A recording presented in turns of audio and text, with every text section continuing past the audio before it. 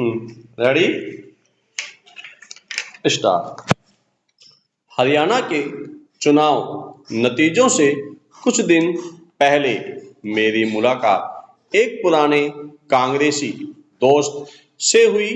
Stop उनसे मिलने गई थी, यह जानने कि क्या पार्टी के अंदर एहसास होने लगा है कि गांधी परिवार अब कांग्रेस की ताकत न रहकर गले का फंदा बन गया है।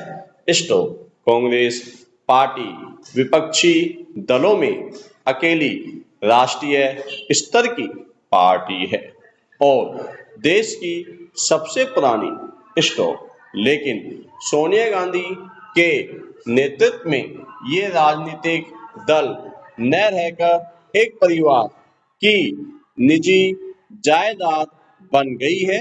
स्टॉप विरासत में मिली थी सोनिया गांधी को उनके पति के देहांत के बाद और विरासत में वे देना चाहती है अपने बेटे और बेटी को।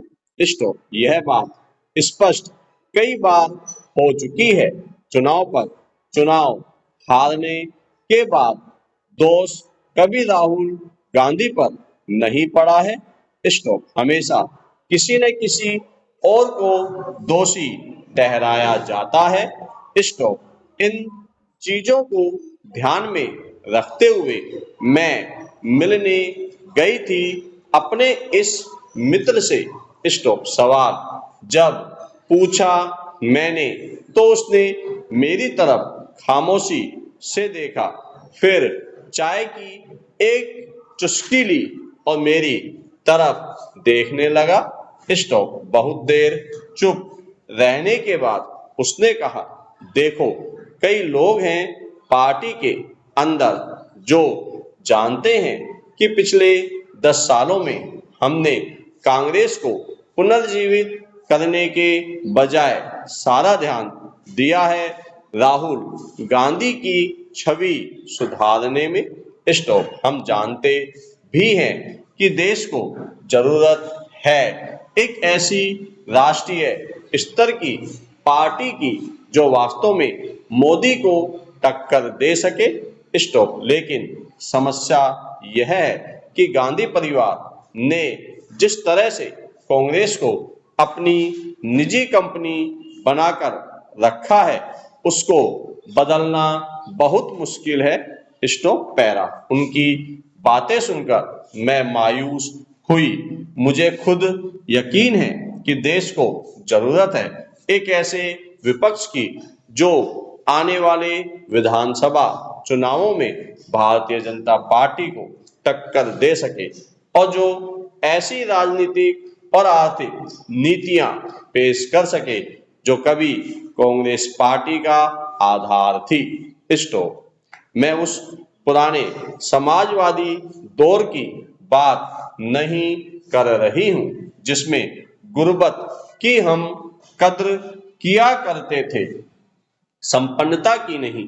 स्टॉप दुनिया के दरबारों में हमारे राजनेता जाकर गर्व से कहते थे कि भारत एक गरीब देश है जिसको उनकी मदद की जरूरत है। स्टॉप उस दौर में हाल यह था कि देश का कि हमारे सेना के अधिकारी जब हथियार खरीदने जाते थे पेरिस, लंदन या वाशिंगटन तो उनको इतने थोड़े पैसे रोजाना खर्च के लिए मिलते थे कि रहते थे किसी रद्दी होटल में और खाना पीना कम रखते थे।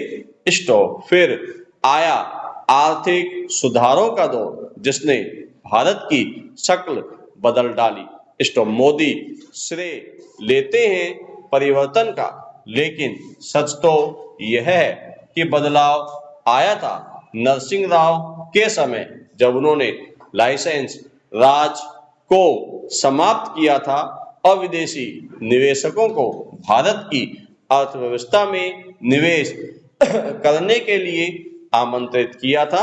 स्टॉप कांग्रेस का हाल बिगड़ना शुरू हुआ डॉक्टर मनमोहन सिंह के दूसरे शासनकाल में जब सोनिया गांधी ने तय किया कि अब राहुल गांधी अपनी विरासत संभाल सकने लायक है।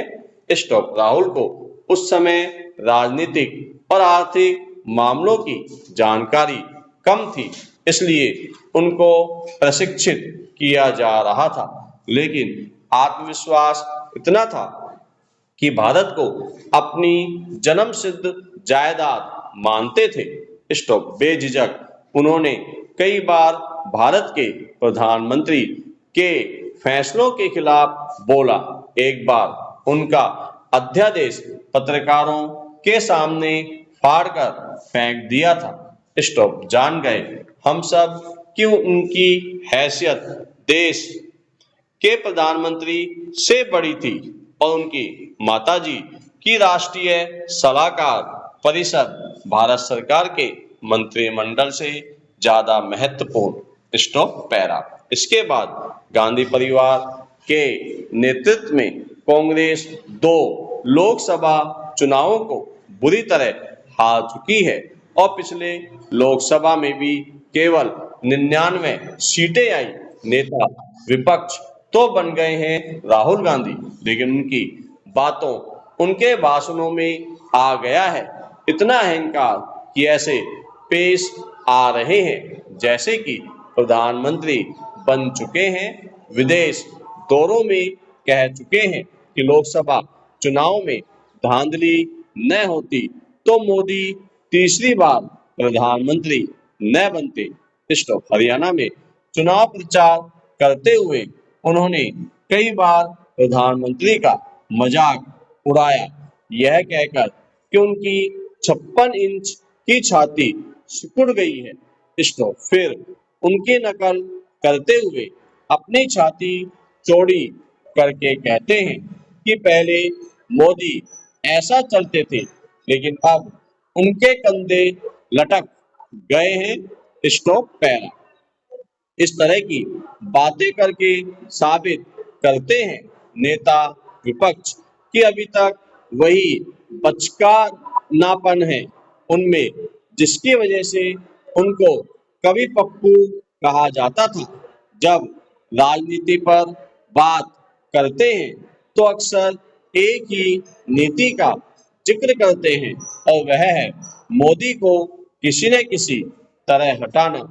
मोहब्बत की दुकानें जगह जगह खोलकर। स्टॉप। जब बात करते हैं अपनी आर्थिक सोच की तो एक ही नीति बार बार दोहराते हैं और वह है कि जिस दिन उनकी सरकार बनेगी उनका पहला काम होगा बैंकों से वह पैसा जो मोदी ने अरबपतियों को दिया है, वह सारा पैसा वे मजदूरों, किसानों और गरीबों को दे देंगे। स्टॉप। वे ये नीतियां नहीं, नारे हैं। मेरा अपना ख्याल है कि अगर 10 बरस विपक्ष में रहने के बाद राहुल जी यहीं तक पहुंचे हैं तो समय आ गया है कि कांग्रेस पार्टी किसी न किसी तरह गांधी परिवार के दरबार से निकलकर दोबारा एक राजनीतिक दल बनने की कोशिश करे। स्टॉप। पैरा। मैंने जब यह बात अपने कांग्रेसी दोस्त से कही तो उसके चेहरे पर मुस्कुराहट आई, जिसमें खुशी नहीं मायूसी दिखी, और उसने कहा कि ऐसा होना तो चाहिए। स्टॉप। कांग्रेस को अपनी जमीनी ताकत को मजबूत करना चाहिए ताकि गांव-गांव में जो उनके समर्थक और कार्यकर्ता हुआ करते थे वे फिर से दिखने लगे। ऐसा होना तो चाहिए, लेकिन क्या ऐसा होना मुमकिन है? मैं नहीं जानता।